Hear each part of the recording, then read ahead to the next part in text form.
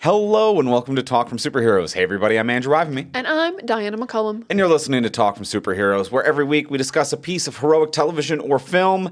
And this week on the podcast, we're back with some new Marvel. Oh, Marvel? It's been a little while. It's been a minute. Proper Marvel. We're not talking Sony Spider, Villainverse. We're not talking... Get them out of here. You're gone, weird Marvel. Flush it. Dump it all. And I don't know where Deadpool lands in Marvel, because that's weird. So it's been a hot minute since we've had Marvel proper. Yes. Yeah, a proper Marvel thing that connects to other things and does stuff, and it's like, where Marvel? This is an MCU movie. Yes. And as we discussed when we talked about Deadpool and Wolverine, that was more of a send-off to Fox than it was a welcoming to Marvel, in our opinion. And I don't think anyone who watched that was like, no, that was so MCU heavy. Yeah. So it was definitely a goodbye to Fox. So this is our first foray back into Marvel proper in a good long bit. Yeah, been a little while. We're talking, so Captain America, Brave New World, new movie just came out. As we do anytime that we talk about a new movie or TV show, we will give you a spoiler-free review. So in case you're on the fence about watching it, not sure if it's worth your time or just want a taste of the episode before you do check it out, we're going to give you a spoiler-free review. Then, once you hear the theme music, we will be entering the spoiler-filled section. So let's start with the spoiler-free review. We'll begin with the usual, the simple question. Diana, did you like it? Yeah, I liked it fine. It's definitely a like and a fine. Everything is pretty good and nothing is very bad, but nothing is great, but nothing is terrible. It really is all middle sliders. I think Captain America Brave New World is all middle of the pack pretty much the whole way down, except for like one really bad thing. And then I would say like the villain's very bad, and I think the acting's top notch for the most part. So those kind of balance the two levels out of things you can have. But yeah, I think the action is always good and never great. There's very little that I found super memorable. I think the performances are all quite good. Actually quite like the theme of this movie.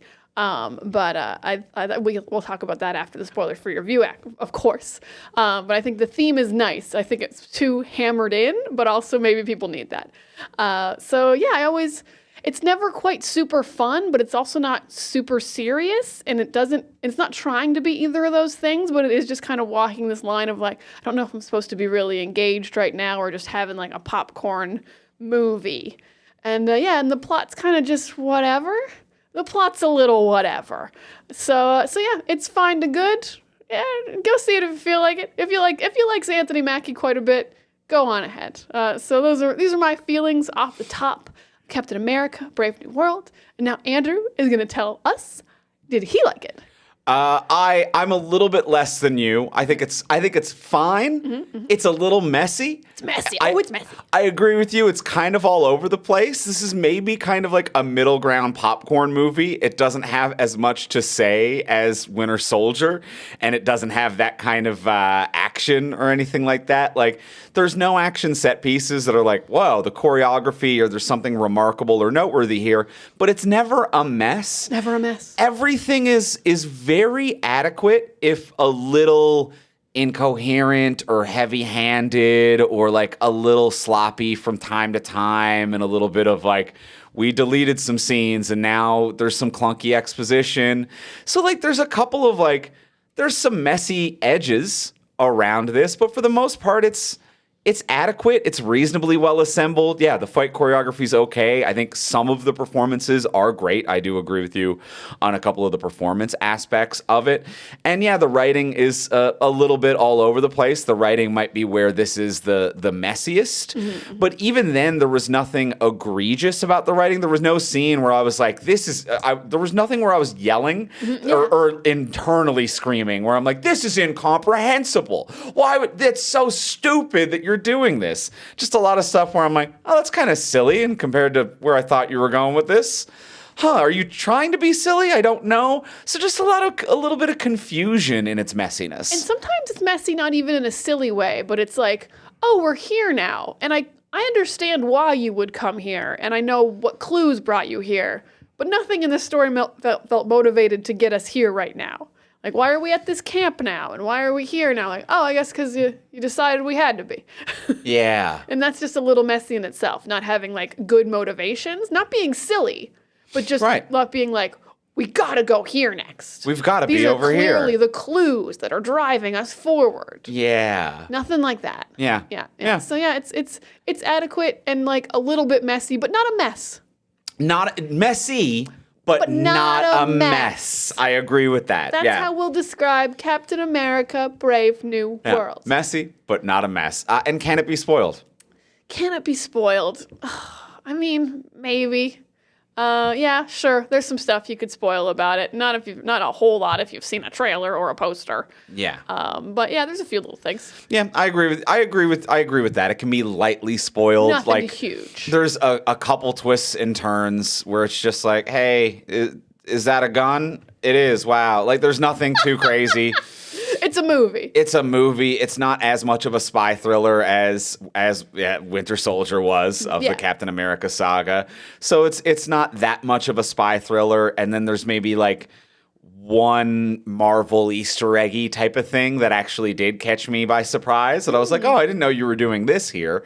But one Marvel Easter egg and then just like light action spy thrillery twist. Yeah. Yeah, I'd agree. For the most part, nothing like MCU ramifications heavy. Like you'll never understand a later movie if you don't watch Captain America: Brave New World. It won't happen. Yeah, you'll be just fine. You'll be fine. Yeah. So light spoilers, and it's fine. It's fine, but I think I might be a little bit more negative than you. That's fine. Yeah, and that's fine too. These are about our opinions. And that's fine too. Well, let's talk about everything now, including the spoilers. Let's get into the episode. Let's talk about Captain America: Brave New World.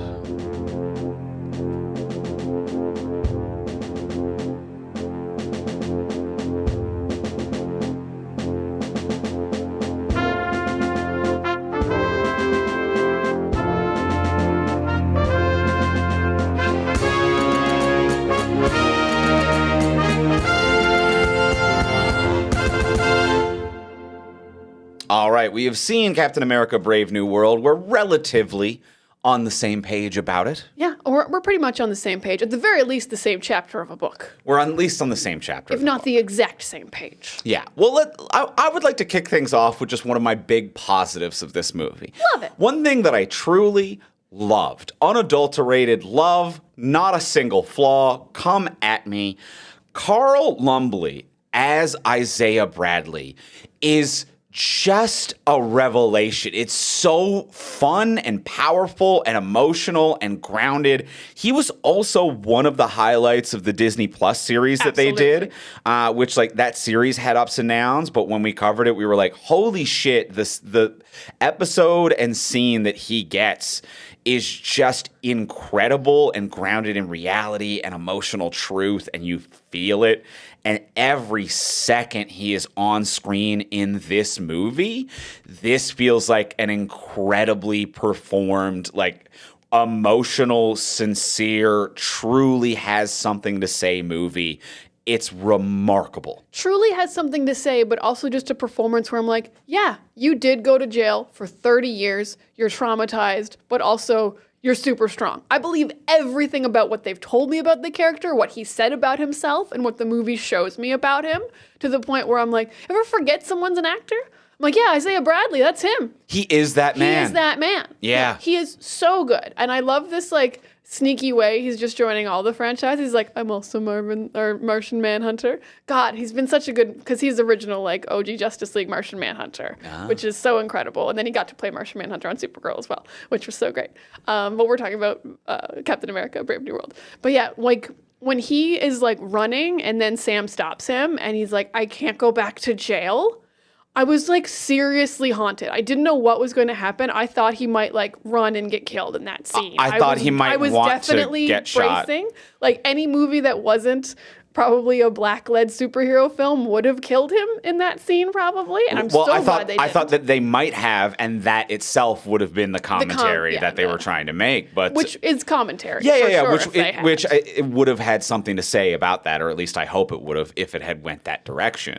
Mm-hmm. But yes, and even just like he's one of the few characters in this movie that also gets to speak human sentences that are not entirely exposition as well. and they don't end up on the editing room floor because it's just too powerful to delete. Like, even just little things like this houndstooth jacket that he wore at his wedding, and when he's being arrested and he's just being thrown down to the ground and he is surrendering and being arrested, and he's like, please be careful with this suit. Please don't tear the suit. Like, he's just this thing that he has that he remembers his wife by. It's not plot relevant, but it's just grounded in such true and sincere emotion. It ripped me up inside. It was so good. It was so good, but it wasn't just a dramatic performance, because he also, like, the lightheartedness was lovely and so fleshed out, you know? Let's take a selfie. I don't know what airdropping is. That's not the photo you took. Send me the other photo. When he gets played comedy well. When he gets the phone protector taken off his screen by New Falcon. Like, just like these tiny little super humanizing things that, again, yes, they're so good that they didn't get chopped up, because this movie's clearly been chopped up and reshot to hell. That's famously, they did a ton of reshoots. It has 6 screenwriters, I think. Yeah. So it's been chopped to hell, but everything that he got to do was so straightforward and so grounded and so real. And on top of all that, even just the physical performance, he is 73 years old, and I believed he had super strength. Yeah. He does a fight scene with Sam. He does tries to kill the president. He runs away. He does that cool table throw. That cool table throw is incredible. I believed every second of it. And Yeah. this isn't just like you CG him or you put him in wires. I'm like, no, he physically did this.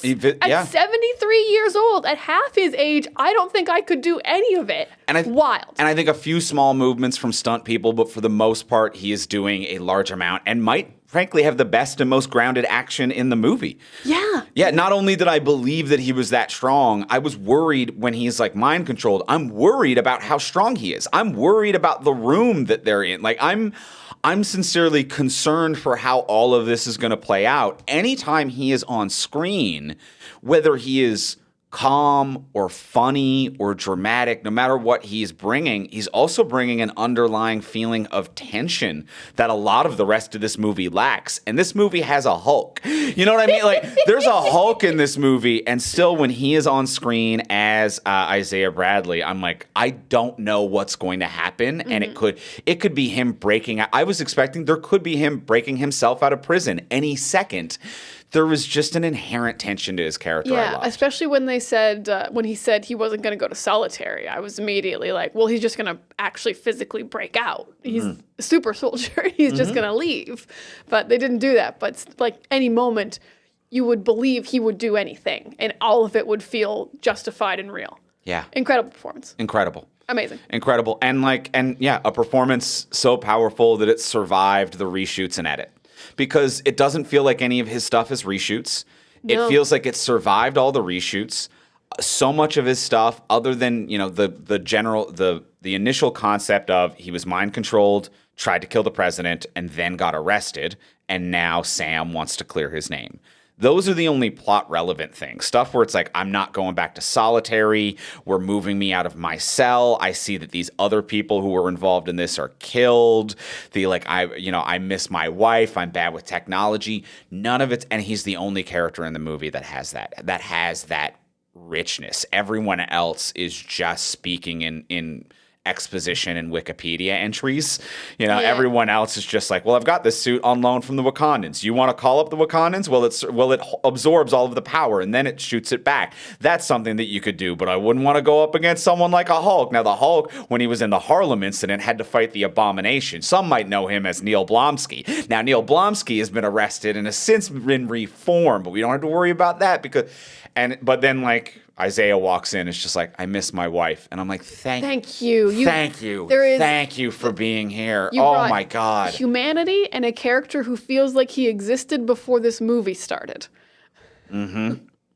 Which is wild for a movie where all of these characters existed before this movie started. Sam's been here since Winter Soldier. Sam's been around. Now, I actually was thinking about this, that there is a slight issue with Sam, I think slightly in this movie as well, and with having him. I think the fact that he has been around so long, like, because Winter Soldier was forever ago, but he's never actually had like an arc or a storyline. He really does just do what Steve does, but slower in every single movie. He's there backing him up, and he's loyal, and he's smart, and he's a great fighter and everything, but he's never had like a conflict to resolve until this movie and his own show. He's never had something to overcome or a moral quandary. He really is just like, whatever Steve does, I'll just be there. I'm just around, yeah. And that's cool. And I love Sam, but it felt like when they got to this movie, they were like, we don't have to give him like backstory and stuff. He's been around for forever. But I didn't feel like they explored him at all. Yeah, they kind of took for granted. I agree with that. Yeah, where it's like, well, he's been around, so he's been explored. You love Sam. You know him. But he hasn't been explored, and this movie didn't really care to do that. No, the only even bit of exploration, I would say, and this isn't me jumping to the Bucky sections, but it is. Lay it on me. The only bit of exploration, I would say, is the talk he has with Bucky about like, can a human man do this? Should I have gotten enhanced? Am I good enough to be Captain America?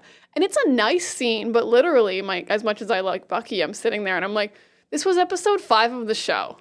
This was like literally you two had this exact same conversation on the show in that great episode where you're like throwing the shield back and forth. It's a fantastic episode. It's the one where Bucky is like, me and Steve, we didn't consider what being a black Captain America would be like, and we're sorry that we just kind of laid that on you, and they talk it all out. It's this beautiful sequence. And I'm watching this, I'm like, we already talked about this. You already got over this. Not that you can not get over an issue twice, but it's like, why'd we do this show then? It's not, it's something It's not a new conflict. It's not narratively interesting. It's not. It's not what the movie's built around either. Yes, it's also not what the movie's built around. Yeah, and I have this down as kind of like one of my big picture problems with this movie as well, is that this movie I would actually say is more of the Hulk 2 than it is Captain America 4. And that, I think, is a big problem. I would say that most of the load-bearing stuff in this movie, this is the plot of The Incredible Hulk 2, and Mark Ruffalo wasn't available, so they just said, fine, Bruce Banner, replace with Sam Wilson, and made it. It doesn't feel like Captain America's movie or Sam Wilson's movie. It mostly feels like a sequel to The Incredible Hulk. You're absolutely not wrong, which is crazy because here's one of the spoilers. Liv Tyler's in it, but only for a second, but she's talked about so much. Her character, Betty or Betsy, whichever one. Yeah. Ross. Yeah, Betty, I believe. Ross's daughter. She's talked about so much, but yeah, so much is like, he destroyed Harlem and he released the Abomination, and they really don't even, and they're so focused on all the Hulk stuff, which makes sense because the leader's the bad guy who's in the Hulk movie, but also Ross has been around for forever. He introduced the Sokovia Accords. He locked up half the Avengers in Civil War. Like, he's done so many other things than just Hulk 1. But you're right, this absolutely feels like a direct sequel to Hulk 1. To Hulk 1, They don't care about any of the stuff he's done since Hulk 1. He's running for president, and they're like, but at one point you shot at the Hulk in Harlem. And it's like, at one point, he decimated a Berlin airport after he split the Avengers apart due to the Sokovia Accords. Yeah. You know what I mean? Like, that's some nasty stuff. At one point, he had half of the Avengers in a prison. Yes. Steve Rogers actively broke them out. He did. At one point, Thanos was on Earth, and he told he told Rhodes to arrest Captain America rather than go fight Thanos. That was a thing he did. Why are we so hard? It really feels like a sequel to The Incredible. Yeah, it feels like the writer was like, yeah, I've only gotten through the first 2 movies, so we're going to do a direct sequel. Or Marvel decided, you know what? We do have a lot of loose ends we haven't tied up. People have been asking where the leader is. We've been asking since movie 2, where's the leader? Marvel, you have so many loose ends. Why the leader? So many loose ends. Where's Blade?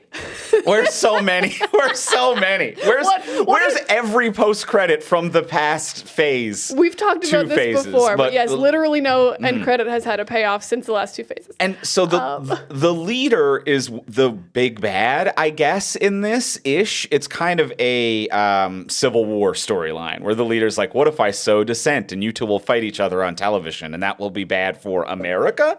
Question mark. So the leader, who has super intellect from getting gamma radiation hitting his brain, is in this. Tim Blake Nelson, who I like, and has changed his performance to kind of work better here. Like, he was doing a '90s comic book movie villain in The Incredible Hulk. And I think he was like a Batman Forever Riddler, if I recall. Kind of a really zany, smart guy. Yeah. And I think he has seen what's gone on and received some pretty good direction and has course corrected. And I kind of like what he's giving here. But it still is a Hulk movie because the false lead villains of this movie is the Serpent Society, which are really just kind of like the James Bond opening action sequence villain. And then even right after that, the movie just kind of pisses them away and just kind of shits on them. The Serpent Society are like, they stole a vial of what we find out later to be adamantium, which is huge. Crazy. And then Sam gets it back. And then just like the movie doesn't even care about making them a red herring. Sam and everyone's like, nah, that wasn't it. It's not them. We don't really give a shit about them. They're not important. Who gives a crap? And I'm like, well, if you don't, I don't. Yeah, this isn't like in Civil War where everyone thought Bucky did it. Yes. And the whole world was like, it's Bucky. He did it. This was a movie that was like, the Serpent Society did it. And then everyone was like, no, they didn't. Nah, they didn't. Forget that. And we're also not even interested in that. But we also haven't introduced the real villain yet. So we're just kind of around for 20 minutes. Just kind of like, who knows? Who knows? Yeah, and it's the opposite of what the marketing campaign for this movie was, which I find fascinating for a movie that does red herrings and a mystery. That the marketing campaign for this movie was pretty openly like, Red Hulk's in it. Here's Red Hulk. Red Hulk's in the commercials. You know that this is the Red Hulk movie. Hey, look, it's Red Hulk. They were desperate for us to know this was the Red Hulk movie. They're not hiding it. They're screaming it from the rooftops. And all of the marketing was like, but what's the Serpent Society up to? And Giancarlo Esposito, who's a phenomenal actor, and in interviews, he was like, wait until you find out what the old Serpent I can't say a goddamn thing about what the Serpent Society is doing. And then the movie starts and it's like, the Serpent Society's nothing. Fuck the Serpent Society. We hate them. We don't care.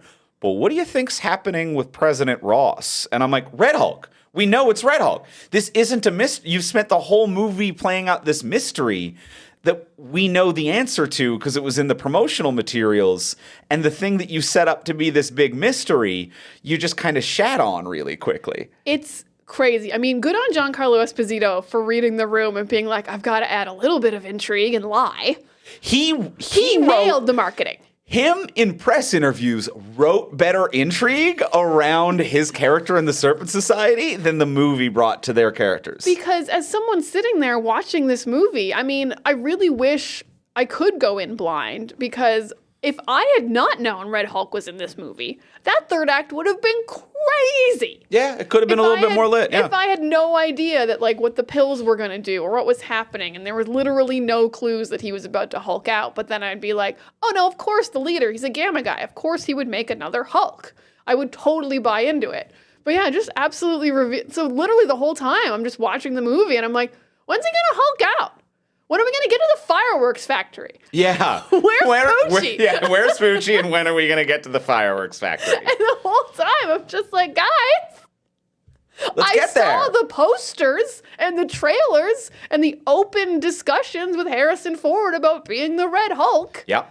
I don't care about the leader. And also Giancarlo Esposito is like, there is a mislead because one of the really cool poster, he's like front and center with a gun, Giancarlo Esposito. It's like, oh, it is his movie. He's like the main baddie, but also the Hulk's here, I guess. But he's not here at all. He's not here at all. No, he's not anything. Sidewinder from the Serpent Society. Yeah, even though he has a really cool middle of the movie action scene, him just coming at Sam Wilson in a truck is awesome. Him fully Winter Soldiering Nick Fury, in like Winter Soldier when Bucky goes after Nick Fury and like just decimates him out of nowhere. It felt like that, but from like the other way, from the other situation. Yeah, of just two dudes. Just two dudes. Yeah, Sam just turning a corner and just being blown up. I'm like, yes, this is how you would kill people. This is how you would attack them. The fact you that he's shooting... try to lure Captain America here by making a fake buyer for the adamantium and then Captain America being like, I think they wanted me there. It's like, no, you just shoot him with a gun. He's a regular dude. He's a dude. He's a dude now. The fact that the leader can't kill this man is wild. No offense, Sam, but you're just a dude. I like that, actually.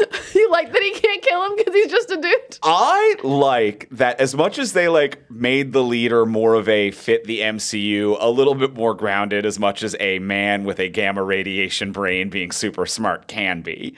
And they changed his look to make it a little bit more reasonable. I kind of like how he looked in this movie as well. But I like that whenever there is a comic book villain who's the villain who's like, I'm 12 steps ahead. I'm thinking about how everything's going to react, blah, blah. And then, like, sometimes it'll be like, there was, an asteroid fell to Earth. And they're like, I predicted that 50 years ago. It's like, no, you didn't. You can't predict people's wild personal decisions. But I like that the leader was like, well, I predicted that he wanted to not die, that Ross didn't want to die of cancer. And that when he was president, I could embarrass him because he wouldn't want to be the president who was forced to go to war with Japan. And those are the things that I counted as statistical probabilities. And also I brainwash people. And I'm like, okay, that's actually not wanting to go to war with Japan is a reasonable, like, I predicted that you'd try to avoid that. Very reasonable. And then Sam Wilson shows up and even the leader's like, I don't know what you're going to do today, Sam. Probability doesn't work on a chaotic individual basis. It works more on a how do I predict election results and how do I predict what a lifetime politician would do while trying to avoid global war and embarrassment his first months in office. Okay, I get what you're saying. Okay, I have. And it's a very reasonable amount of predictability and like seeing the future-ish that he's done. Yeah, like, is it predictability? Because he also knows Ross personally. Like, are you just good at reading people? And you're like, I've never met Sam. Like, what's he gonna do?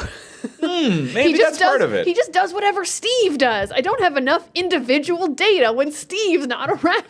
And man, none of us do. That might none be of the us problem. do. Yeah. That might be what's fucking up the math for the leader. Interesting. See, what I kind of agree with you there. I like that it is nice that he's not just like, and I knew you would turn left because 80% of the time most people turn left around corners. No bullshit like that. Which, like, the tiny things. So, like, big picture stuff you can kind of probability out.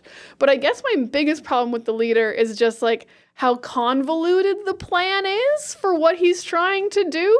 Like, mostly he just wants to embarrass Ross and expose his crimes. I'm like, well, do you have a YouTube channel?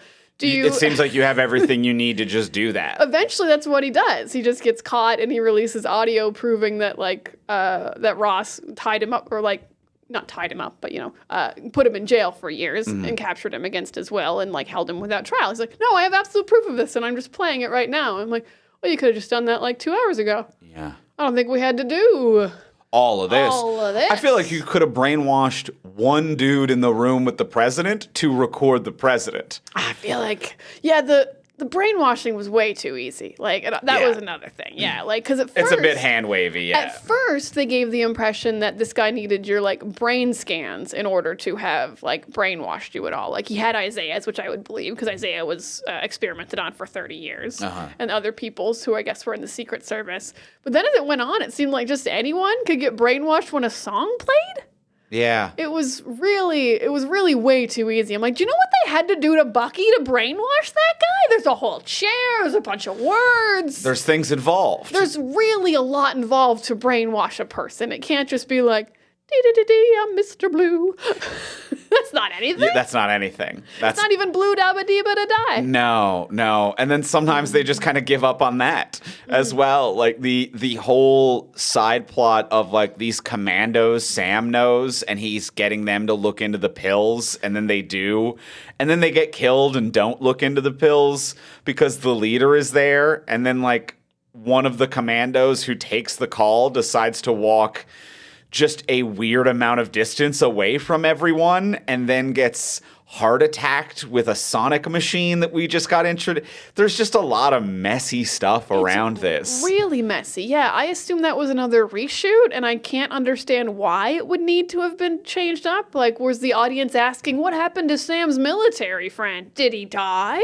Yeah. Or did his storyline go somewhere else before and they just needed to get rid of him in a different, easy way? Because, like, clearly that was just a quick reshoot where they're like, we're going to take the soldier guy the leader. We just need a grassy field and a little box. Yeah. And we're done. And we're done. And then he's just going to drop dead and don't worry about it, even though the leader was in a completely different physical location seconds ago and then will be in Washington seconds from now. And none of it tracks geographically. But they could have just had nothing. Could have just had nothing. I wouldn't care if we never checked in with that guy again. I 100% I don't know agree. his name. I think it was Dunphy. But Sure. I just know that from checking the Wikipedia briefly. Yeah. Or the IMDb. Yeah. So strange. Strange. Yeah. A lot. And again, all of this is like the hand waviness. I don't mean to get up my own ass to be like, well, why isn't everything explained perfectly? Some comic book movies are more comic booky. Some of them are more spy espionage thriller. It's like there's room for Ant-Man and Winter Soldier to exist as films in the MCU, but it's when it gets messy is when they just start kind of crossing back and forth, where it's like, I don't know, he's the fucking leader and he's got a sonic thing that gives you heart attacks now and he's in a different place geographically. Who cares? And then they'll switch from that to a like, here's a deep-hearted scene with Isaiah in prison talking about prison and his traumas and it's like, okay, it's all a little messy. Yeah, the Hulk stuff is so Incredible Hulk, which is, this over-the-top science, and it's mad science is happening, and that's not really what Captain America does. Captain America, even Steve, was made through science, but not a mad science. It really was like this little serum's just going to make you a little bit stronger. Yeah. Nothing crazy. Yeah. That's a great way of breaking it down, because I as much as I have mentioned that this feels more like Hulk 2 than it does Cap 4, it's not until you saying that just now to be like, yeah, the hand-wavy parts are Hulk 2, and the very serious parts are Cap 4. And it's weird that it's the same movie. Mm-hmm. Yeah, it's weird that it is, it's weird that it's the same movie. And then there is some stuff that also feels very Hulk 2 or the Incredible Hulk era of writing as well. The moment when the Red Hulk first appears and it cuts to just like a random, and it's on the White House lawn. The world does not know he's the Red Hulk. And the president now has been accused of like experimenting on prisoners, and it's been exposed to the world. And all of these articles have been written up within 3 seconds of the leader turning himself in, which even if he forwarded stuff to the news, who wrote these articles? Oh, they ChatGPT'd it real quick. Yeah, they must have. They put his transcripts in. And then President Ross turns into the Hulk, and just someone in the White House press room goes, "They come in red now?" Everyone's dead. Everyone in the room, like everyone is being viscerally murdered. This is one of the scariest things that has ever existed. The Hulks are the most dangerous thing in the world, especially when they're raging. You are a regular human woman within 5 feet of one. You absolutely are not just standing there with your little notepad and going, "They come in red now," like you're picking out a new pair of shoes. It felt very, and I always harp on this line, it felt very The Dark Knight. You're so rude to this one line. It's such a good movie. It's such a good movie. And then there's the Batmobile chase, and a random cop goes, "I gotta get me one of those." Mm-hmm. Everyone you ever worked with at the police department, you just saw their heads explode in front of you. And you're like, "Oh, that's a pretty fast car." Yeah, this is a line you could have given to Sam or Falcon. Yeah. Someone who's used to seeing these things. Ooh, yes. Like, you can never give these dumbass lines to randos. Yeah. It never lands. It never works. You know what where I felt like I was for a minute? I wasn't in The Dark Knight. I felt like I was in a tie-in commercial to Captain America 4, where they're like, M&M's come in red now, and like the Red Hulk's on the bag, and he's like, "They come in red now?" It's legitimately the line from the Tide commercial. Line from the Tide commercial? Yeah, there is a tie-in Tide commercial. Which is actually kind of cute. For a Tide commercial, it's some of the best fucking writing you could imagine for a Tide commercial. Of course! The whole joke is that it's 3 people who are over it and are more worried about their laundry than the plot of this film. That's the joke in a Tide commercial. And they get covered in dirt when Red Hulk hulks out, and one of them goes, "They come come in red now? And she delivers it flatter, which makes it funnier and smarter. And in this movie, it's delivered big. And I'm like, what fucking movie is this? I knew you hated that line even before I heard you groan next to me, but you have every right to. It was very, very bad. And then that scene as well, I think that it frustrated me generally in that scene because there was a failure in direction there. No one responds to the Red Hulk the same. Ooh. So the Red Hulk does not exist as a concept. No one knows that the Red Hulk exists. No one knows that it is about to be the president, and the president does it. And one woman's like, they come in red now, and a couple of the Secret Service start shooting at him. Visibly still the president. He's still the president. It makes no sense that they start shooting him, and he also hasn't done anything yet. And right now, I will say, for years, the Hulk has been a sentient smart guy. Yes. Who, like, That's does how the world sees him and has, now. like, a YouTube channel who's like, hey, I'm Smart Hulk, and I'm just normal, and be cool. And some people scream and run away. Fair. And some people kind of like look at him like McDonald's got their order wrong. Like they're slightly confused. And I'm like, the director on set has to come in and be like, all of you need to be on the same fucking page right now. This is the scariest thing you have ever experienced in your human lives. You are all either paralyzed with fear or screaming your bloody lungs out and running for your life. Those are your two options. And if you're the Secret Service, maybe you're a little 2% steelier and you're looking around to decide whether or not you protect the president, who is now Red Hulk, or you attack the president because he's a threat. But no consistency in the scene. No consistency. Yeah, no, it's not a good scene. It's not well laid out. Like, I not to blame the extras, but you have to give them the direction. They have to know if this is super scary, if it's only kind of scary, what level of Hulk out he is currently in. They have to know what they're seeing, and they clearly did not. But yeah, then the movie implications of like, I don't think you can fire on him just because he's a Hulk. He's still the president. Yeah, you're still in charge of protecting this man. Yeah. Yep. Especially for a movie that very much goes out of its way. And like Sam and Falcon mostly do this, but the rest of the movie seems to agree by the end that you don't kill brainwashed people. Right. The movie is so like, we have to get these pilots out of the plane like in a non-lethal way. They're being brainwashed. Don't hurt any of these guys attacking us in the prison. They're being brainwashed. It's not their fault. But Ross hulks out because he got a little angry and like, we gotta kill him. We gotta kill this man. Bring in everything. And what are you worried is going to happen? The president's going to die? He's the president. And you're trying to kill him. You're blowing up the White House where he lives. That's his house. And he's in his own home. And you saw him transform. It's not like, where did this Hulk come from? If they hadn't seen him transform, that'd be so Everyone different. saw him. It was on live television as well. Because he kept leaving the room and being alone a lot. If he had just left to be alone and suddenly hulked out, actually would be great. And maybe, like, later a television footage could be like, it looks a little like the president. But you wouldn't think that in the moment. But yeah, they I saw would disagree completely. Because you know what my favorite thing about Red Hulk is? I think this is so funny. I think it's so funny that when Red Hulk, like, hulks out, his hair turns black. He's like, I can't be gray. I never even really noticed that. Fully jet black hair. Good on him. I'm gonna put my dad on blast. He looks like my dad. He's not listening. Who just ferments his hair, even though he's in his 70s and it's clearly not his natural hair color. The Red Hulk has identity issues, or he's insecure, and that's why he's so angry about. But he's like, make my hair black when I transform. I can't be gray. The gamma radiation makes your hair black. That's great. Because usually it just makes your hair fall out. If he was bald, I'd understand. Yeah. But instead, it made it jet black. And then he turns back into Harrison Ford, and it's gray again. It's like back in disguise. Yes, no one would have thought that was the president. Well, they would did have see been him like, transform. this young, if it was, black-haired man. Yeah. Can't be Harrison Who's this Ford. hot young Hulk, they'd say. Who's this Red Hulk? Give him a chance, Smoking. they'd say. He's so pretty. It might be Bruce, they'd say, because Bruce has looked 3 different kinds of different since they've known him. At one point, he looked like Edward Norton.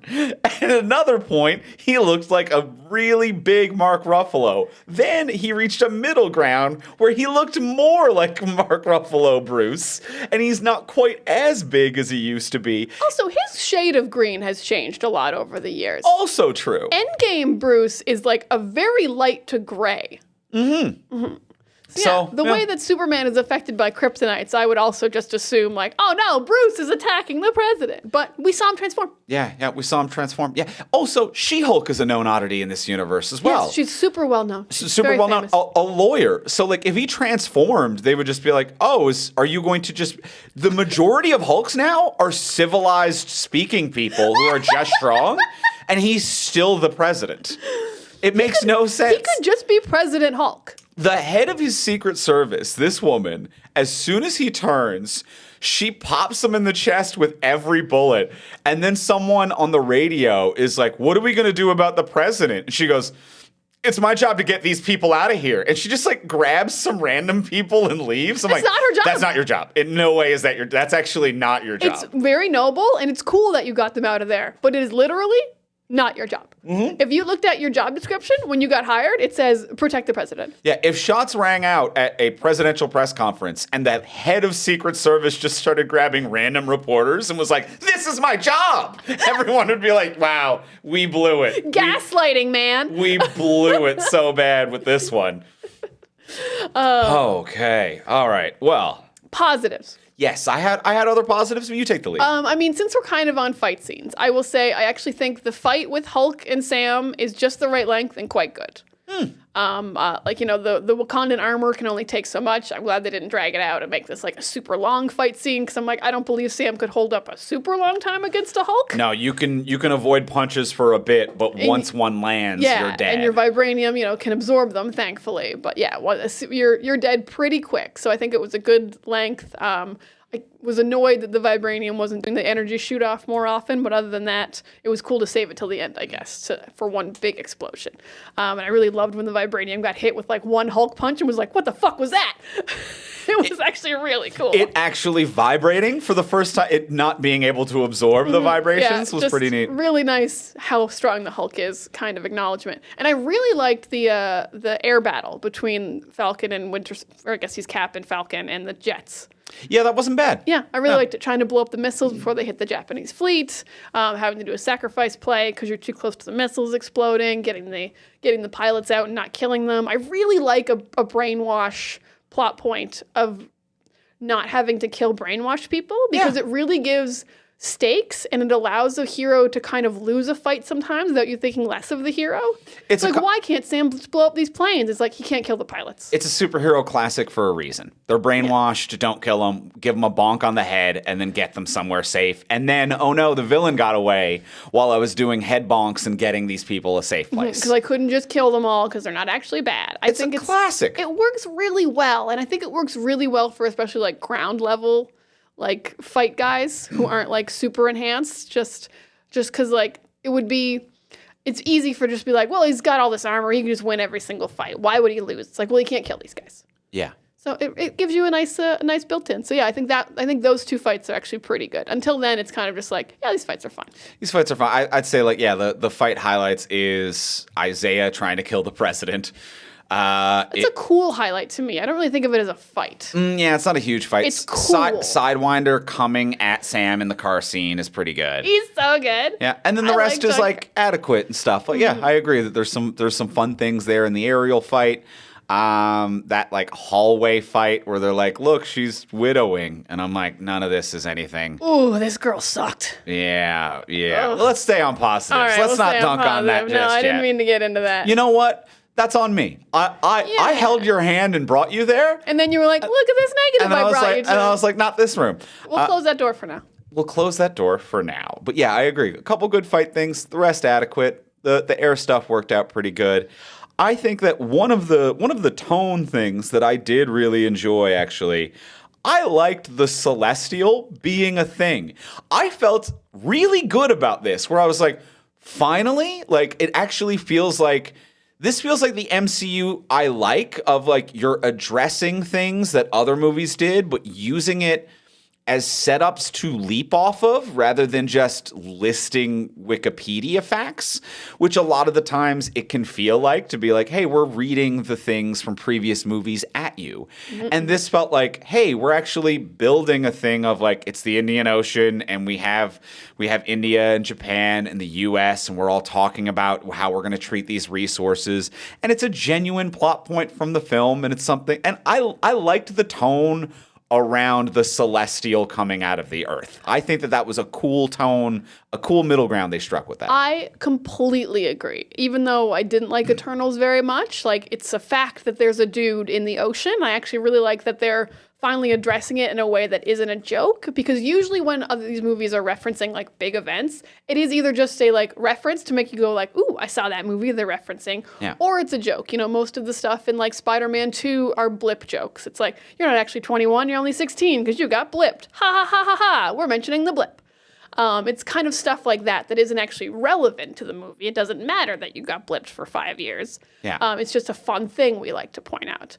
But this movie, taking kind of, even though the Eternals isn't silly, it's very silly that there is a man in the world, even though it's a very serious movie. Oh, it's wildly silly. But it's very silly, but it's also something we have to deal with. And I really do like this grounded approach of like, yeah, if it's in the middle of the ocean, several countries would take claim over it and they would want the resources from it.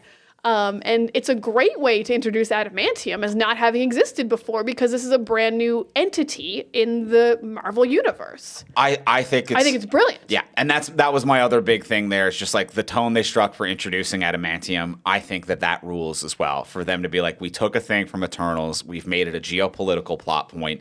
It's silly, but we've kind of turned it sincere. We're playing with the tonality there. We've introduced a bigger piece of lore as well. It really strikes a lot of lines where I'm like, this is great world work. I really like what they've done with introducing adamantium through the Celestial. It is great world work. It brings me up a couple like moral questions. I don't remember exactly how Eternals ended. I don't know if this guy coming out of the earth is dead or just paused his birth. I can't remember. I don't know if we're mining adamantium out of a living Celestial. I think it's dead. I think they took the life force out of it. Okay, that seems like a lot for this Eternals to have done, but I don't remember the movie well enough and haven't looked up the ending again. But yeah, I'm like, is that guy just still alive but frozen? That's gonna suck if we're just taking all the adamantium out of his body. Let's check in with Kingo. Kingo's around. Justice for Kingo. Oh, bring him back. Kingo back. Bring Kingo back. What a good reason to bring Kingo back. And legitimately, the second the Celestial was acknowledged as existing again, in my head, I'm just screaming, bring Kingo back. Bring Kingo back. Justice for Kingo. As you should. We all should be demanding Kingo at every term. I will say, I do find it a little weird that adamantium wasn't used, but I also understand saving it for X-Men Wolverine. Of course. When you have a movie that's so heavily like, we have vibranium. Vibranium's what his suit's made of. Vibranium's great. Vibranium's so good. And then like we have adamantium. It's like, oh, are you going to make like an adamantium suit? Or what are you going to do with that? You're going to throw some adamantium at the Hulk and that's how we're going to stop him? But I get saving it. Yeah. I also understand saving the adamantium. Yeah, that's one of the smartest ways to introduce a new thing Marvel's done for a bit. Mm-hmm. Yeah, and even like when I legitimately didn't see it coming, which was a delight. I also didn't see it coming, but also the realistic use of using other stuff from other movies of like, this is just a thing that exists now, and this is how the world's dealing with it, and it makes perfect sense. And as they introduced it, they were like, it's going to create great advancements in medical and healing for like personal rehabilitation and military application. They just like listed the things Wolverine is. So you're going to make a Wolverine? You're going to make a Wolverine. We're going to call it Weapon X. I think I got a name for ya. So yeah. Unless Hugh Jackman just shows up and he's like, I'm still Wolverine apparently, according to our movies. I won't fucking die. Until I'm 90. So yeah, that was just a thing that I liked. I liked the vibe of that. Yeah, I liked that. I liked the adamantium. And yeah, that might be it for the things that I really loved. I'm going to get to my big like. I really like the theme of this movie. It's a little kind of pounded into a lot, but I like the theme of people are capable of change. And if you think someone has sincerely changed, maybe hand them a little grace and empathy. And I think it's it's done in a way that's nice and real. Usually I think someone can change is like, I think Loki won't do a genocide. And it's not really relatable. This movie being like, Ross has kind of just softened up and become more politically good at debate and understanding of that, things don't have to be as strict and we don't have to hunt everyone down. And he's just actually genuinely become softer and more willing to work with people. Like, that is a more realistic kind of change and like what people are capable of. And I like that this movie is like, you did change and your daughter came and forgave you and you're going to start rebuilding bridges. And you're not owed forgiveness, but you can be offered it. Oh, interesting. Yeah. Okay. I like that approach. Yeah. I do like that approach. We don't owe anyone who's changed, but I think it's still I think it's still very good to not just cancel people forever, to agree that they're capable of change and forgive them if they truly have changed and are apologizing. Oh, that's very interesting. Yeah. I like that. You know what? I don't think the movie hit people over the head with it too hard because I don't know if I even pulled that away. I thought a lot of the change stuff, I was a little bit like, I don't know if he has changed or deserves a second opportunity, frankly. But I see what you're saying, that probably is the intention of the film, and maybe I didn't quite feel it enough. And at the end, when Sam's like, "Oh, you deserve a reach across the aisle and try to find some common ground," I'm like, does he? But that might be me being cynical, perhaps, and because of my own cynicism, I missed a theme that might have been obvious to others. I mean, I think the biggest thing was they didn't even show it. So, I think that would have been more powerful because as Sam visits him in the raft, he says, I like that you went on TV and fessed up to everything that you'd done. I'm like, that's huge. Mm-hmm. That is the biggest step because that's the step you hadn't taken. Yeah. You had changed, but you hadn't confronted who you were. Oh, interesting. And apologized for it until that moment. And that's when Betty came back. And that would have been very good to show. Yeah, that's actually kind of important to show, and I wish they had shown it, but they didn't. Okay. Mm-hmm. And then I think one of my last points will be I'll change and gracefully bow out and say I was absolutely wrong, and Bucky was in this movie. Oh, because we were talking off mic about whether a Buck would be in this movie. I made a hard call on an episode before as well. Oh, did you? Yes. You said on air, no Buck. Okay. I did a hard on-air call of no Bucky in this. Okay. Now, this was a win-win kind of call for me, though, because if Bucky wasn't in it, I was right. And if Bucky was in it, you got Bucky was in it. You got Bucky. Yeah, you got Bucky. Now, I will say, though, to my call, I think it's really obvious that's a reshoot. Yes. I think that's a clear, this isn't working. We need reshoots. Get Bucky in here for at least a scene. People want him. Mm-hmm. And the scene does work. It pops. Yeah. The scene does work. It pops. I mean, it's a rehash of the show, but it they absolutely work. works. But yeah, it rehashes, but they work together. They work incredible. Yeah, that show was not bad because they weren't good together. Yeah. It was all writing. Yeah. Yeah. Mm-hmm. So yeah, glad Bucky was here. Clearly a reshoot. The scene's a rehash, but hey. What are you going to do? What are you going to do? Bucky. More Bucky. And you got more Bucky. And he's running for Congress? He's running for, I can't remember if they said Congress or Senate. They said Congress. Congress. So he's running for Congress. And I'm like, what? The only thing I can think is that the upcoming Thunderbolts movie takes place before the events of this movie. I can't believe that's absolutely true in any way. There's no... I think it may be because this movie does... It jumps 5 months into his term, where the movie starts with him getting elected, and then they're like, it's 5 months later, and it's him being like, this is going to define my first 5 months as president. And the movie's called The Thunderbolts, so the only thing I can think is that he commissions them within the first 5 months of his presidency. See, that's what's so weird about the Thunderbolts being called Thunderbolts, because they've always been called the Thunderbolts, but it's crazy that General Ross's nickname is Thunderbolts. It's got to be connected somehow. But also the title of the movie is Thunderbolts with an asterisk, and we're like, what does that mean? What's the asterisk all about? It might mean that they become the Dark Avengers or Congressman Bucky's pals. I don't know what they're going to... The Thunderbolts as led by Congressman James Barnes. Yeah, James Buchanan Barnes. So, yeah, it's weird that he's just running for Congress now. Yeah, I don't know what that's all about, but whatever. Love to see Bucky. Love to see Sebastian. Great work on the Golden Globes. I think that there is one other thing that I kind of noticed, and I think we were both kind of waiting for this shoe to drop because I saw you looking confused a couple of times too. I thought that they were going to drop that Sam had secretly taken super soldier serum at some point. Oh, I didn't think they were going to drop that at all. Oh, really? No. Oh, okay. No, Interesting. I think a vibranium suit's enough to explain most of the stuff he's able to do.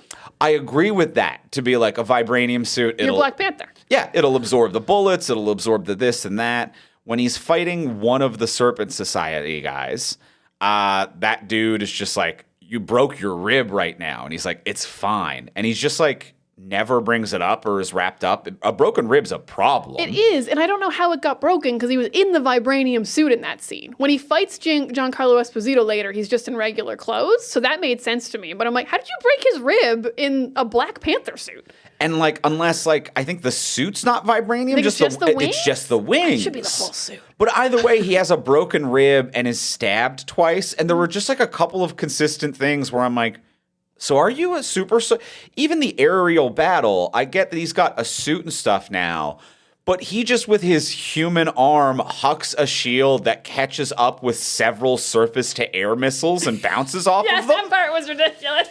So like he with his human eyes and arm threw a shield so hard it caught up with and disabled multiple missiles. Yeah. And I'm like, do you? And I kept expecting that. I agree that he is hurt too much and unexplained about how, and like not given enough recovery time. It's not like he broke his rib in the opening and then we had the 5-month jump, which would make perfect sense of like, oh, and now we're 5 months into the presidency or something like that. They're right on top of each other and he does not have a healing factor to explain. They kind of try to like wave it off later when he meets Giancarlo Esposito and he's like, so that was like Kevlar tank top you were wearing? He's like, yeah, it's standard issue, to explain how he didn't get stabbed super deep, but he was still bleeding. And that all felt like rewrites as well. To explain why he wasn't hurt. Because legitimately, that came up a couple times where I'm like, did you rewrite out the idea that he took a super soldier serum? Because he's doing super soldier stuff, like the reflexes, everything. The fact that he's able to catch a shield moving at supersonic speeds hitting missiles, and then like he's stabbed and he's fine, and they have like the back of Giancarlo Esposito's shoulders. He's like, oh, it was the special Kevlar tank top that made sure that you survived just fine. I'm like, I think that there might have been he took the super soldier serum storyline. Maybe. Sometimes they are just, now I think people know that I like a thing called Wump, and it's when characters get hurt. And there's a thing that us Wump fans are always annoyed about, and it's when there's no comfort period. People just get hurt, and then they're fine. So it happens a lot, because we catalog it. We're always like, boo! They have to be cared for. Tend to his trembling body. It's part of it. Yep. And he's never cared for, and I agree. The movie treats it like he can kind of wipe these off the way that Steve could, which always made sense for Steve, but makes no sense when you then later have a scene about how, like, I'm just a regular guy who can get stabbed twice and have a rib broken and be just fine. Doesn't make any sense. Yeah. And even when, like, Joaquin is injured and is, like, talking to him and being like, you've never screwed up like this, huh? And I'm like, he's been stabbed, like, 3 times and with a broken rib all in the past week, and he's just kind of here with you. And I think his arm is dislocated or whatever, or broken now. But I don't know what that injury is. So I'm like, I don't know. It's just strange. You know what? Considering how many reshoots are here, I wouldn't be surprised if there was some kind of storyline of I did have powers. Yeah. Because there's a character in the comics, Patriot, is Isaiah's grandson. And he gets powers from a blood transfusion from his dad, from Isaiah. Oh, okay. So you can just get super soldier serum through a blood transfusion. Interesting. Like you can super soldier up. So it wouldn't be impossible for Sam to super soldier up in some way. Okay. I could see that. In some kind of like, oh, he donated blood to me because I was hurt when I got stabbed by Giancarlo Esposito. Or something, you know? And I think the last like breeze by kind of rewrite thing that I wanna hit is just some of the ADR stuff, the after recorded stuff. There's some ADR in this. Of the we cut out some scenes, so now the back of someone's head or shoulder has to say a bunch of things. The one that I find the most jarring was the news reporter stuff, which was nasty because it was at the beginning of the movie where they show a news report, and it's a woman basically summarizing the plot of the Hulk and nothing in between, which is wild. That's the only thing that's relevant. The 18-year-ago movie. And then there was 2 other times where this reporter came back, but they didn't show us the report TV station. It was just her as the narrator. It was a shot of the prison as the camera's moving towards the prison. We're not seeing it on a TV at a bar that's playing a news broadcast. It's the shot of a prison. We've not established a news broadcast. And just a random news lady's voice comes on and be like, and then Isaiah was put in jail. In jail he is now. They're saying that they might put him on the death penalty is what's been going around the White House this week. And then it just cuts to Isaiah talking.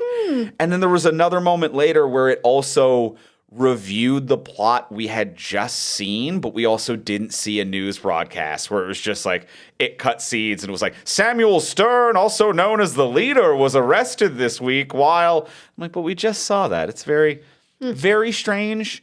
And as well, they gave Anthony Mackie the wrong microphone for his ADR, which made it sound bad. Some of the ADR did sound bad. Yeah, where it would be... Which is crazy in a Marvel movie. Yeah, it would be some of the CG at the very end also looked very bad. Okay, woof, thank God. I thought we were... Because when you said you liked that end fight scene... No, I liked, the fight of it. Okay. But, he was clearly on it. I've never seen such a backlit green screen in years. He looked completely cut out. It looked like he was standing on a JPEG as well. The background wasn't moving or doing stuff. There were times where I'm just it looks like you Googled photo of road with trees on it and dropped that JPEG behind there. But it's crazy because it wasn't a shot with the Hulk in it. It was just Anthony Mackie in his costume. It looks fucking miserable. It was so weird how bad it was. Cool, So that was clearly a reshoot. Cool. Yeah. I don't know how he originally beat the Hulk. Maybe with super strength. Yeah.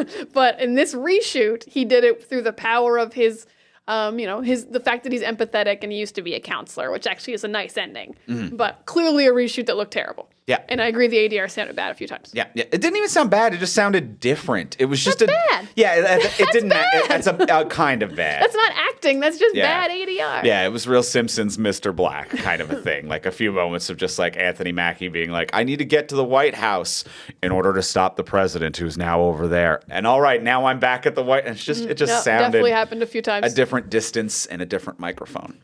Yeah. My final thing, I think, if I may come in for the close. Please do. What a nothing end credit scene. Oh, yeah. What a waste. Waste. Let's take a minute to dunk on this one. The leader just calling in Anthony Mackie to be well, you don't even know what's coming. Some stuff. Things. Things, Lori. Yes, he was stuff, Rick Lori. on The Walking Dead. Rick when Rick was I got stuff, Lori. Things. That is exactly what the leader did to Sam at the end of this movie. He's do you know what's coming?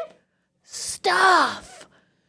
Things. And me, as a huge MCU fan, has no idea what he's talking about.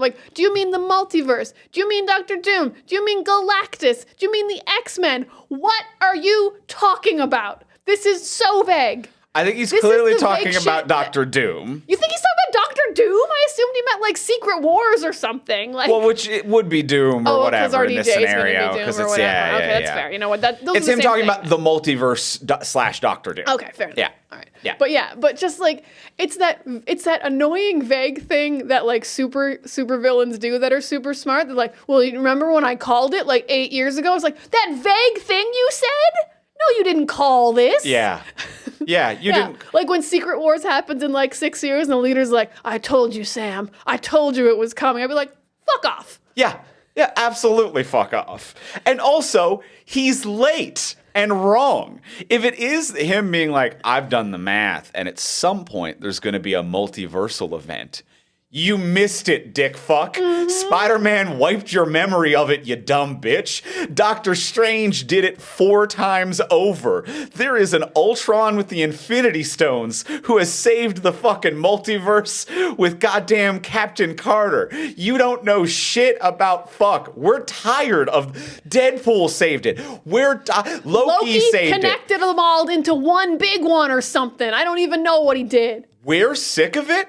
You're stupid, and you're 10 movies too late to be setting up anything. Thank you. I think villains who always predict the future and probabilities are stupid, and I hate them. I think this is a bad villain. Yep. So thank you. Excellent. Yes, the end credit is nothing, and I was mad I stayed. Just a wet fart of nothing. And it's so frustrating. Sets up nothing. It sets up nothing, and it's so frustrating because when we went in, one of the things that I predicted, and it was just going to be such an easy dunk for them to be like, this is the first time in a while you have several back-to-back movies that people are pretty excited for within the same year, and it's all kind of grounded, and one of them stars Sam Wilson's best friend, Bucky Barnes. And it comes out next. And it comes out next in just a couple of months. So I'm like, all you have to do is to have a post-credit scene. You don't need to have anything crazy. You don't need to have Blade make a phone call to the Black Knight.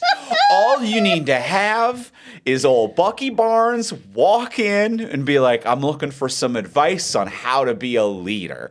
And then it just comes up, Bucky Barnes will return. We don't even need the cat. Like, get us excited for the Thunderbolts. Thing. Get us excited. And instead they're like, did you know that the leader knows about the multiverse? We're over it. We're over it. Make me excited for what you've actually filmed and have coming out. I don't believe any of it's going to happen, fuckos. It took you 16 years to get the leader. It took 16 years for the leader to show up. I don't care about this vague shit. Give me a second Bucky scene where Bucky's like, oh yeah, no, I can't help, I'm busy. And then it cuts away and it's him with all the Thunderbolts. And you're like, what's that all about? Yes. Yes. I'm love right. it. Yes. You're right. You are right. Oh, we should go in for the close. Well, let's go in for the That's where close. we're ending everything. Let's ask the final question of what would you change? So now that we've discussed everything we've discussed, what would you change about this if you could change anything? Before we do that, we will remind you, as we do every week, to please take a moment to rate, review, and subscribe on Apple Podcasts, Spotify, Podcast Addict, or wherever you get your podcasts. I sincerely have a headache from laughing at hard to choose. Sorry?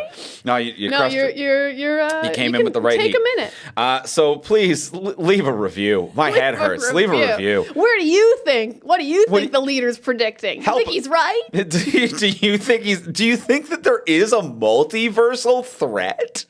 Could Marvel be so fucking bold? Let us know in the comments and the reviews. But also leave a real review, please. And we're joking, but a real review would be so lovely. I mean, for a goof review, as long as it's 5 stars, yeah, is also just as good. It's all fun. I'll take anything if it's 5 stars. And that's a free way to support the podcast. But if you do want to support the podcast monetarily, you can do that over on our Patreon page, which is a monthly subscription service where you can subscribe at whatever is in your budget and get cool bonuses for doing so. So even if you have $1 a month, you can chip in with that. It helps us keep the lights on and the network running, and you get our webcomic early. If you do $3 a month, you will get these episodes early and ad-free, which is great for new releases because it means you could be listening to this on a Thursday before your weekend and deciding if you want to go check it out. And at the $10 level, you get an exclusive bonus episode of this podcast every single month. This month, we did Hollywood Homicide. They're both in it. Both Harrison Ford and Anthony Mackie are both in it. We barely even talked about Harrison Ford in this, really. We really didn't. I mean, we talked about the Hulk a lot. Yeah, we talked about the Hulk a lot, but yeah, Harrison Ford. There were some things. We're running out of time. But either way, we talked about Harrison Ford in Hollywood Homicide, a movie. So we got that out of our system. So, yeah, if you want to hear an episode about a movie where Harrison Ford plays a cop and wears glasses and eats a donut during multiple sexual scenes. But it doesn't work. But it It's a doesn't wild land. time. That's available right now. And when you sign up at that $10 hero level, you get immediate access to the full back catalog. Or if you just want to hear one individual Patreon exclusive episode, you can buy individual episodes for $5. So check out all of the options. It's all over on our Patreon page at patreon.com/fromsuperheroes. That is patreon.com/fromsuperheroes. And now, let's go in for the close. Let's ask the final question. Now that we've discussed everything we've discussed, what would you change about this if you could change anything? Diana, what would you change? I have two big changes. One of my big changes is about the marketing, so it's not really about the movie. The Red Hulk would be a surprise. I think if you've filmed a movie where the Red Hulk is a surprise within the viewing of the film, the marketing can't just betray that and be like, the Red Hulk's going to be here the whole time, because then the whole movie you're just sitting there waiting for the Red Hulk. You know Harrison Ford is the Red Hulk. The movie was not filmed in a way that it was clear that he was going to become Red Hulk or had become a Hulk. So it's a bit of a betrayal to have your marketing this way. It kind of shows there was no faith in just the Captain America aspect of this film, which I think is rude. So we get rid of the reveal in the marketing that the Red Hulk exists. My change in the movie is, as I said, I really like the theme that like people can change and they're capable of it. I think that's actually really important to like, and maybe it wasn't hammered home as much as I thought it was, but that's an important theme to me about real people in real world. And the way I would incorporate that into the movie a little bit better, because I would like it to like tie in more and be more obvious. So my ending is going to be the leader actually shows up at the White House at the end. He doesn't go to the hospital and just get arrested. He shows up at the White House, and he's done the math, and he's like, Ross is going to Hulk out and he's going to kill Sam, and that's 100% what's going to happen. But what he hadn't calculated was that people are capable of change. He had made his calculations based on things Ross had done in the past and the ways he's reacted to things. He has not done his calculations based on, I just talked to Betty and she has opened up the door to maybe forgiving me, and I'm a little bit lighter in the heart now, and maybe I'm less likely to get angry. I really want this like theme of people can change to tie into how the ending wraps up, how we defeat the Hulk in the end. So I like that Sam like talks him down. That's the final thing, because I think that's the heart of Captain America is his empathy and his compassion. But I would like to tie it in more with kind of the leader is there and he sees it happening and he kind of gets confronted with the idea that people can change, because the leader doesn't really face that. And it's kind of a subtle thing, and it would take some very precise writing. But I like the idea so much that I'm gonna really go for it. I like that. I like that a lot. That's cute. That's fun. Thanks. That's fun. That's to calculate based on what people have done and to not take into account in your calculations that people can change, I think is actually a very neat idea. Yeah, that's a very good thematic tie-in for everything that you really enjoyed about this. I like that a lot. Yeah, for a probabilities man to get fucked over by the human heart. Computers can't do it all, AI. Yeah, suck it. I love that. Andrew, what would you change? As much as I love yours, mine is a very different idea. I believe it would be. It probably has like huge overhauls. Yeah. Yeah, it needs it. The biggest overhaul, the load-bearing overhaul that everything kind of tumbles around and clicks into place is, even though I am a fan of Tim Blake Nelson, and I liked him kind of revitalizing his performance and doing something different here, the leader's gone. No problem. The leader's gone because it really makes this Hulk 2, and it needs to be Cap 4. And so once we remove the leader, we kind of remove the comic book comic booky the mad scientist of it. Yeah, the mad scientist of it all. And I want to focus in on the Serpent Society, who this movie does make more grounded than in the comics. In the comics, some of them are straight up fucking snake people. Like, they are snakes. Yeah. Some of them have like snake arms, maybe? Snake arms, and like they have like viper fangs. Like, they are... Yeah, they're snake people. It's like a bunch of people with snake powers who have come up with like a Cobra Commander type of a scenario. So it's already like, hey, let's take a villain and make it grounded in Captain America. I like that. What I think that they should do, so we get rid of the leader, all right, and it's still the Serpent Society has set all of this up to make the president look bad and for this deal on the Celestial to fall through, because they don't want the government to get adamantium.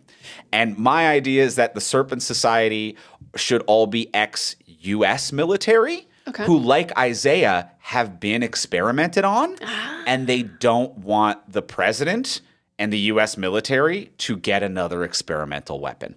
And that should be the theme then of like Isaiah has been betrayed and experimented on. Like Ross, it's like the Hulk was an experiment that he went after. And it should just be like he hulked himself out off screen. Like he decided to do that because he loves power. And that's always what he wanted for himself to a certain degree.